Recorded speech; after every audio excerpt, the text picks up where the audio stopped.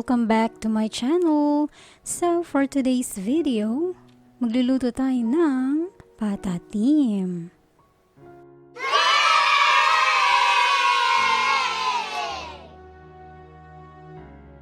Ayan, so ito yung ating mga ingredients.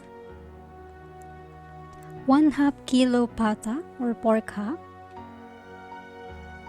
3 cloves garlic minced, 1 piece onion chopped, 2 pieces laurel leaves and 1/4 cup dried banana blossom, 1 tablespoon oyster sauce, 2 tablespoon dark soy sauce, about 1 tablespoon whole peppercorns, and about 1/2 tablespoon cracked peppercorns. And pineapple tidbits, 115 grams. Ayan, so let's get started. Please keep on watching. So, magpapainit lang tayo ng kawali. And maglalagay tayo ng mantika. Pag mainit na yung mantika, pwede na nating ilagay yung bawang. At igisa natin.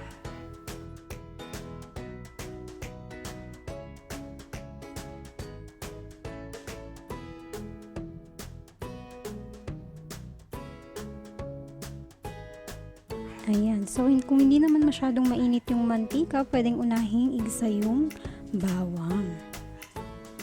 Pero kung sobrang init ng mantika nyo guys, ang unahin nyo pong igisa ay yung sibuyas.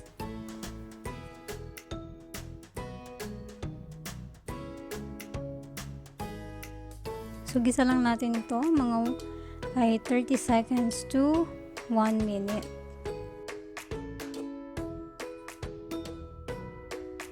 So pag okay na yung bawang, pwede na rin nating igisa yung na-chop na onion.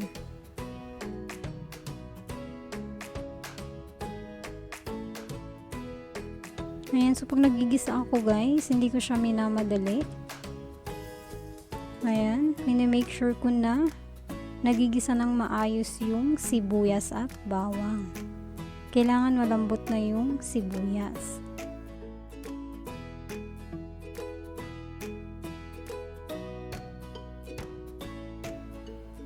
Kasi pag binisa natin to ng mabilisan, hindi lalabas yung katas yung sweetness ng onion or sibuyas. Yan, so gisa lang muna natin.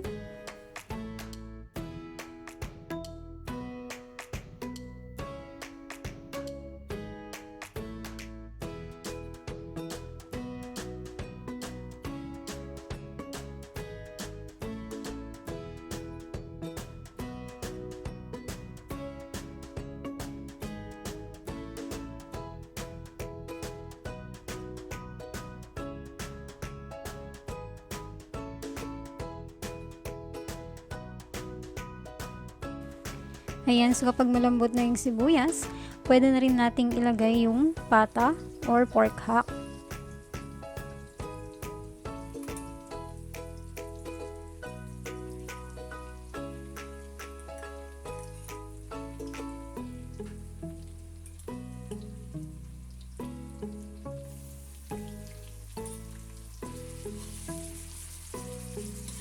Igisa lang muna natin and hayaan nating lumabas yung fat ng pata or pork hock.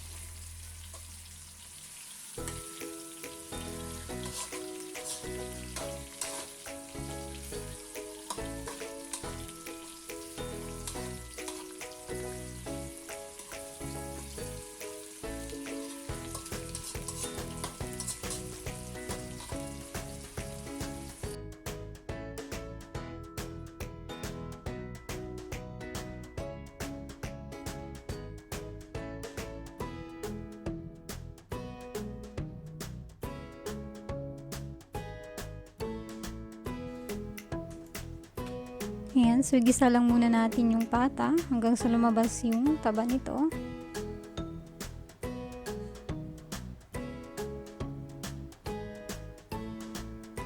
Okay, so kapag ganito na yung texture ng pata, pwede na nating ilagay yung 2 2 tablespoon dark soy sauce.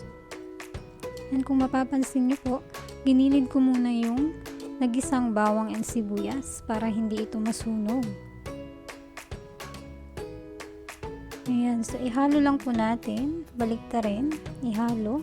And at this point, pwede na rin tayong mag-deglaze ng pan or wok. And so, yung pagde-deglaze, nakakadagdag ito ng flavor.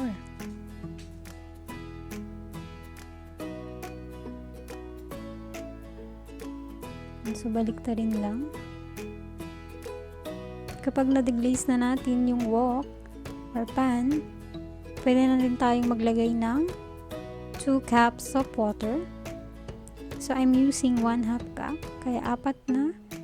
Ganito yung ilalagay ko.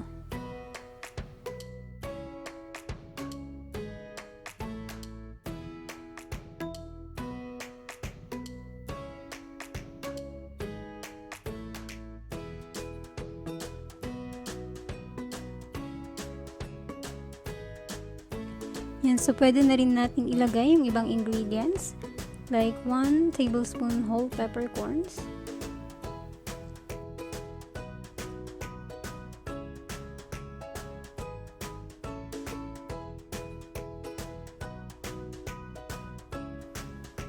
yan, so ihalo lang. And maglalagay din ako ng 1/2 tablespoon cracked peppercorns. So, optional naman ito guys, kung gusto nyo maglagay ng 1/2 tablespoon ng cracked peppercorns or yung buong paminta lang. And 2 pieces dahon ng laurel or laurel leaves. Mag-a-add din tayo ng 1 tablespoon oyster sauce.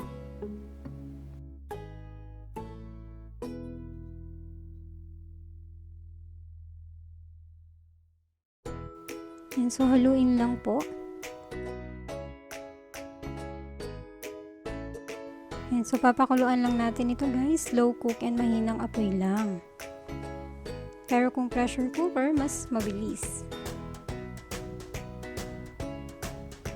Ayan. So, pwede na rin natin itong lagyan ng 1/4 cup dried banana blossom or bulaklak ng saging.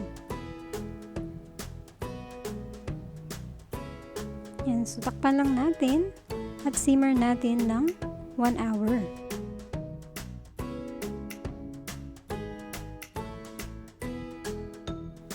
Yan, so after an hour guys, ito na po yung pata. So at this point, pwede na natin ilagay yung pineapple tidbits kasama yung pineapple syrup. So, naisipan ko kasi guys na wag na lang mag-add ng sugar.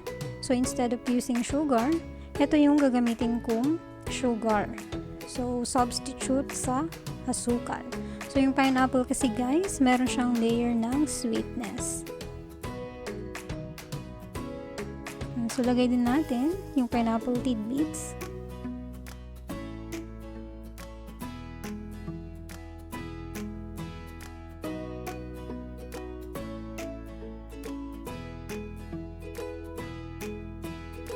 Takpan lang and pakuluin ulit guys ng another 30 minutes. So after 30 minutes, ito na yung pata.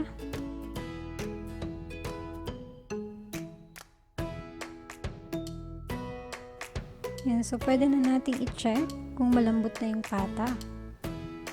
Yan, so malambot na ito guys.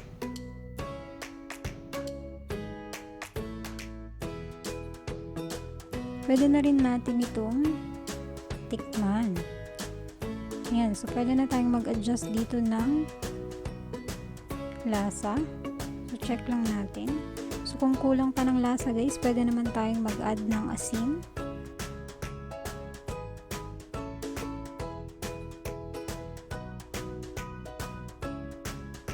So kung ready na to, patayin na natin yung apoy at i-serve na natin. Ito na yung ating finished product. Oh yeah! Sana nagustuhan nyo po ang aking recipe. And if you like this video, don't forget to give it a thumbs up, subscribe to my channel, and ring the notification bell para updated ka sa bagong uploads. Thank you so much and I'll see you on my next video. Bye-bye!